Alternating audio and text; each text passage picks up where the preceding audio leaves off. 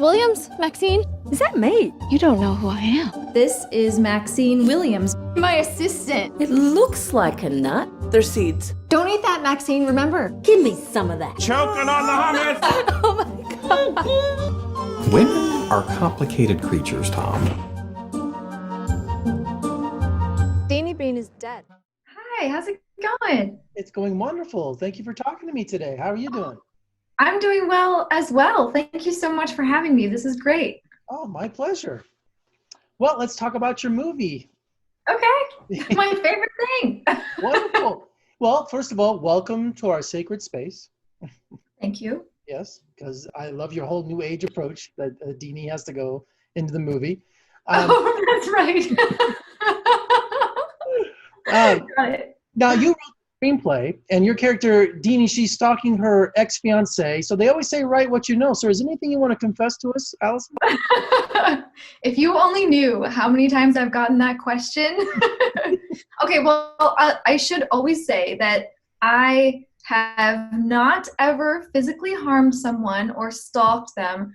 And I feel like I need to just like put that banner on my head before every single interview because everybody asks me. And Deany can't let go. And I feel so bad for her. You know, her fiance decides to get remarried and she's getting all these congratulations over her phone, all these text messages, and it's the wrong woman. And so you sabotage, or your character sabotages the engagement party. That's crazy. Yeah, I guess it is crazy. It is the work of a heartbroken and desperate woman. That's for sure. And if things aren't bad enough, she has an impossible boss. Played by Wendy Wilkins. Incredibly by Wendy Wilkins. She is so good in that. I hated her. I wanted to strangle her. I wanted to give, her walnuts or peanuts, to make her choke. Pine nuts. Pine nuts. Yes, right. Well, she had a whole list of things she couldn't have, remember? Oh, that's right. That's right. Yeah. And I really enjoyed how you had an off-screen narrator trying to influence Deany's actions. So tell me about that. Whose voice is that? That is the voice of Jay Wallace. He's a fantastic actor. And the idea is that Deany listens to the Murder Macabre podcast, which each week goes into a deep dive of this like very eerie retelling of famous murder stories. And then gradually the voice of the podcast host becomes the voice that Deany's hearing inside her head as she goes through these steps of sabotaging her ex-fiance's engagement party. I hope this isn't too personal, but how do you get rid of a dead body? Any ideas? Obviously, you bury it in your ex-boyfriend's backyard, right? Nobody would ever think that it would be there, right? But you shouldn't do it when your ex-fiancé or boyfriend is having his engagement party. So talk about getting caught red-handed. Yeah, definitely bad timing on Deany's part, for sure. Now, writing this screenplay, tell me about your style. Did you write on a laptop somewhere specific, or do you wake up in the middle of the night with some ideas, or what is your style as a screenwriter? Well, I really like pen and paper. So I don't write the whole screenplay by hand, but I do my beat sheet and I'll do like my broad strokes ideas. I like to write them out by hand. There's something about just like you and the pencil and the paper that feels like really connected to me. So once I have my general outline, I practice telling the story to people to see like what's hitting and what is really confusing.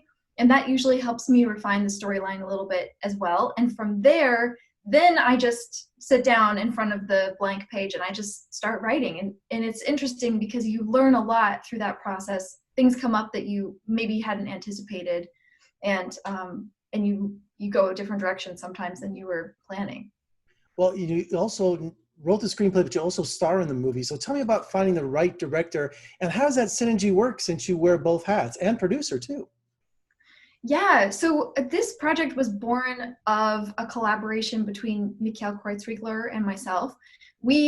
He's a director and he's also the chair of the film department at the Loyola Marymount University here in I almost said Las Vegas. You're in Las Vegas. I'm in Los Angeles. That's right. No, I understood what you meant. So Mikhail and I had made a series of shorts together. We had a similar dynamic. I would write them and produce and act, and he would direct. And then one day we were having dinner and his girlfriend said, hey, you should just make a feature. So even though I wrote the script and the idea was mine, it was very much developed collaboratively between the two of us. He would give me notes and feedback, and then we'd go back and I would rewrite it. So it wasn't so much finding a director after the fact. It was that I knew I wanted to work with Mikhail, and it came together really seamlessly that way. And the movie is tender at times, and it has some really dark humor in it.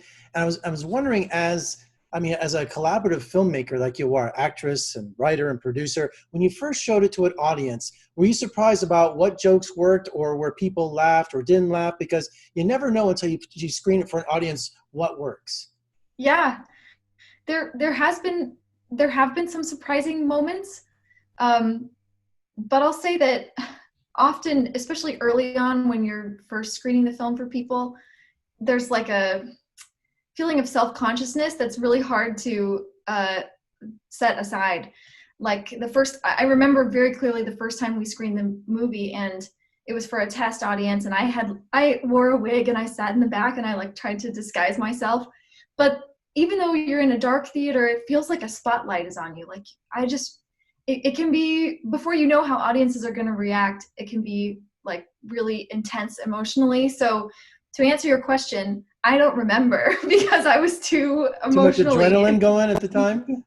Exactly. Did you make any changes though? Did you say, look, we need to shoot something else or cut that out or rearrange a scene? Or? Yes. In fact, there was a lot of work done on the intro, the first act, when she's in the office. That was tightened up significantly after we saw how audiences responded. And it still is a little long for a first act, but it was, excuse me, it was even longer before. He just tightened it up a lot. And tell me about the film festival circuit. How was that experience when you took it, to different festivals? It was so fun. It was so much fun. We premiered at Dances with Films in Hollywood, which was the biggest and flashiest festival we attended. But we were fortunate to get into some smaller, like hometown festivals as well. And one of my favorites was the Ojai Film Festival, because there's a moment in the movie where Deany is trying to goad her romantic rival. So she turns to her ex-boyfriend and she says, Tom, do you remember when we stayed at that resort in Ojai and we didn't leave the room for 3 days? And when that line played for the theater audience in Ojai, they just totally lost it. It was so fun. They were cheering and laughing. It was really fun. Now, are you the type of filmmaker, you had this one story and script in you and you're going to take some time off? Or are you ready to jump right back into it with more ideas and more films? Oh, I've got another script that I'm trying to get funded at the moment. So I'm ready to go. And was that you singing at the end of the film after you've gone away? I just loved it. I listened to it over and over. I kept replaying it. Oh, thank you. Yeah, that was me and the actor who played Myron. That's Colin Taylor Martin, who's an incredible, he actually arranged that song and he played it on guitar and sang. So his talents got to shine as well. Well, Allison, congratulations on Deany Bean is Dead. I thoroughly enjoyed it, and it's premiering on video on demand on July 14th, I think? July 10th, tomorrow. July 10th. Yeah. I've been quarantined for 4 months. I can't figure out what day it is. So it's cool. I get it. And thank you so much for talking to me today. And come visit us in Las Vegas, and then I'll come visit you in LA when we both reopen, I guess. That sounds fantastic. Thank you so much, Jeffrey. All right. Thanks so much. Good luck with the film. Thanks.